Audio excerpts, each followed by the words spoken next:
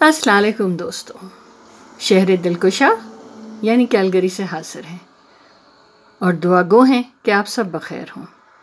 آج آپ کے لیے جو کہانی لے کر حاضر ہیں اس کا عنوان ہے ادھوری کہانی محبت کی۔ سماعت فرمائیے۔ یہ کہانی کراچی یعنی میرے شہر دلبرا کے ایک گنجان محلے کی ہے، جہاں نہ صرف گھر سے گھر ملے ہوئے تھے بلکہ دلوں میں بھی دوریاں نہ تھیں۔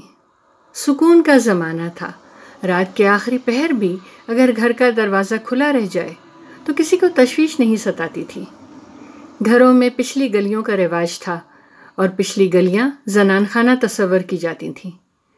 گلی سے خاکروب اور مختلف پھیری والے رنگیلی تانوں میں صدا لگا کر گزرا کرتے تھے۔ پچھواڑے کا دروازہ تو شاید ہی کوئی بند کرتا تھا، بس دروازے بھیڑے رہتے تھے جو ہلکی سی دستک پر عاشق کے دل کی طرف واہ ہو جاتے تھے۔ پیاز یا ایک کپ شکر مانگنا آر تھا نہ ادھار۔ اس زمانے میں نہ دیوبندی تھے، نہ بریلوی اور نہ ہی شیعہ سنی کا ٹنٹا تھا۔ سب گھروں میں صبح ریڈیوز پر تلاوت گونجا کرتی، پھر دن چڑھتے ہی گھر گھر سے رنگ رنگ کے ریڈیو اسٹیشن گونجا کرتے۔ کہیں ریڈیو سیلون تو کہیں کراچی اسٹیشن سے ارشاد حسین کاظمی کی گمبھیر آواز اور ناہید اختر کی تانے، دل توڑ کے مت جائیو برسات کا موسم ہے، یا مہدی حسن کی ہوش گم کرتی آواز، زندگی میں تو سبھی پیار کیا کرتے ہیں، میں تو مر کر بھی میری جان تجھے چاہوں گا، اور بندہ اس آواز کے سحر کے دوش پر زمانوں کی سیر کراتا۔ زندگی اتنی تیز رفتار نہیں تھی۔ موسم نہ صرف محسوس کیے جاتے تھے بلکہ جوش و خروش سے منائے بھی جاتے تھے۔ کم تھا پر سب سانجھا تھا۔ ایک کا درد سب کے دل پر دستک دیتا، اور خوشیاں اور مہمان بھی اجتماعی ہوتے تھے۔ شادی بیاہ یا مہمانداری کے موقعوں پر عاریتاً گدا لحاف لینا معیوب نہ تھا۔ یہ اسی دور مخلصی کی پریم کتھا ہے۔ گلی میں ہم دونوں کے دروازے آمنے سامنے کھلتے تھے۔ وہ بوٹے قد کی ڈمپل والی حسین لڑکی تھی، چمپئی رنگت اور گہرے سیاہ بالوں کی گھٹنوں کو چھوتی ہوئی موٹی ریشمی چوٹی۔ جہاں بیٹھ جاتی وہ چندر مکھی ہنستی پہلے اور بولتی بعد میں تھی، زندگی کی امنگوں سے سرشار۔ جہاں بیٹھ جاتی محفل کشت زعفران بن جاتی۔ سچ تو یہ ہے کہ پہلے پہل میں افسانہ بازی کی چوٹی پر ہی فدا ہوئی تھی۔ ہم دونوں تقریباً ایک ہی وقت میں کالج کے لیے نکلا کرتے تھے۔ میں فرسٹ ایئر کی الہڑ احمق تھی اور وہ فورتھ ایئر کی نازنین۔ افسانہ بازی 8 بہن بھائی تھی اور ترتیب میں تیسرے نمبر پر۔ 5ویں نمبر پر جو بہن تھی دردانہ، وہ میری ہم جماعت تھی، پر بس میری اس سے یاد اللہ ہی تھی، کوئی خاص دوستی نہیں۔ ہسوڑا اور زندہ دل تو سارا گھر آنا ہی تھا۔ نماز فجر کی نماز کے بعد آنٹی کی پرسوز آواز میں تلاوت کے بعد صبح فجر کی نماز کے بعد آنٹی کی پرسوز آواز میں تلاوت کے بعد باورچی خانے میں برتنوں کے کھڑکنے کے ساتھ ہی اس گھر میں زندگی کی لہر جہر شروع ہو جاتی اور ایک ہڑبونگ مچ جاتی۔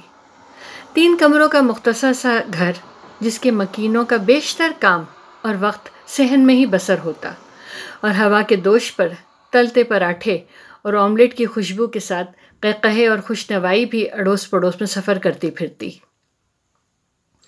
مجھے وہ گھرانہ اپنی زندہ دلی کے سبب بہت پسند تھا، اور کچھ آنٹی کی محبت بھی دامن دل کھینچتی تھی۔ جانے اللہ تعالیٰ نے ان کے منحنی سے وجود میں کس قدر وسیع دل رکھ دیا تھا کہ اپنے 8 عدد جگر گوشوں کے باوجود وہ مجھ سے بھی بہت محبت کرتی، اور دن کے کھانے پر تقریباً روز ہی میرے لیے کچھ نہ کچھ سوغات ان کے گھر سے ضرور آتی، بھلے وہ تل کی چٹنی ہی کیوں نہ ہوتی۔ میری پہلی دوست اس گھر میں محبت سے لبریز دل رکھنے والی شفیق سی آنٹی ہی تھی۔ اتنا بڑا کنبہ تھا اور آنٹی ماتھے پر شکن ڈالے بغیر مشین کی طرح مستقل کام میں لگی رہتی۔ 4 بیٹیوں کو میں نے بہت کم ہی باورچی خانے میں دیکھا تھا۔ 8 بہن بھائیوں کا مشترکہ مشغلہ گپ مارنا، بیت بازی، لوڈو، کارڈز اور شطرنج کی بساط تھا۔ افسانہ بازی سے دوستی کا سبب کتابوں کا شوق تھا۔ وہ کتابوں کی رسیاں تھیں اور ادھر کچھ کچھ ایسی ہی جنون خیزی ادھر بھی تھی۔ بس اس سبب ہم دونوں باوجود عمروں کے فرق کے ہم پیالہ و ہم نوالا ہو گئے۔ گلی میں میرے گھر کی دیوار کے ساتھ آم کا کٹا ہوا تنا پڑا رہتا تھا، جو میرے ہی گھر میں تیسرے کمرے کی تعمیر کی خاطر کٹا تھا، اور جس کے کٹنے کا مجھے شدید قلق تھا، مگر تعمیر بھی ضروری تھی۔ شام میں عصر کی نماز کے بعد جب دھوپ کی حدت مان پڑ جاتی تھی اور کراچی کی مشہور و معروف سمندری ہوا دست مہربان کی طرح گلے لگتی، تو میں 2 مگ چائے، ان دنوں مگ میں چائے پینے کا نیا نیا رواج چل پڑا تھا، اور ابا جان پشاور کے باڑے سے بہت خوبصورت مگ لائے تھے، تو میں چائے بنا کے افسانہ باجی کو آواز دیتی، اور اسی تنے پہ بیٹھے بیٹھے ہم دونوں کتابوں کو ڈسکس کرتے رہتے، یہاں تک کہ شام سرمئی آنچل اوڑھ لیتی۔ پھر آنٹی یا امی کی صدا آتی کہ نماز قضا کرنی ہے کیا، اور ہم دونوں ہڑبڑا کر اگلی شام کے وعدے پر اپنے اپنے گھر کی راہ لیتے۔ اکثر افسانہ باجی کے گھر ان کا ایک گھنگریالے بالوں والا ہینڈسم سا کزن آرمی کی جیپ میں آیا کرتا تھا۔ اس کی آمد پر افسانہ باجی کی چھب نرالی اور آواز کا سر اور چال کی لہر متوالی ہو جاتی تھی۔ اس دن عصر کی نماز کے بعد کی نشست بھی معطل ہو جاتی تھی۔ میں نے جب تواتر سے یہ بات نوٹ کی تو ایک دن ہمت کر کے ان سے پوچھ ہی لیا، گو کہ ہم دونوں دنیا جہان کے موضوع پر گفتگو کرتے تھے، مگر ایک رکھ رکھاؤ اور حد ادب کی پردہ داری بہرحال حائل تھی۔ کچھ دن تو افسانہ باجی نے ٹال مٹول سے کام لیا، مگر ایک دن خود ہی اپنی محبت کا شریک راز کر لیا۔ شاید وہ اس کومل بوجھ کو اٹھائے اٹھائے بھرے بادل کی مانند ہو گئی تھیں، جس کا برسنا ضروری ہو گیا تھا۔ افسانہ باجی کے ساتھ میں نے بھی اس وادی اسرار کی خوب سیر کی۔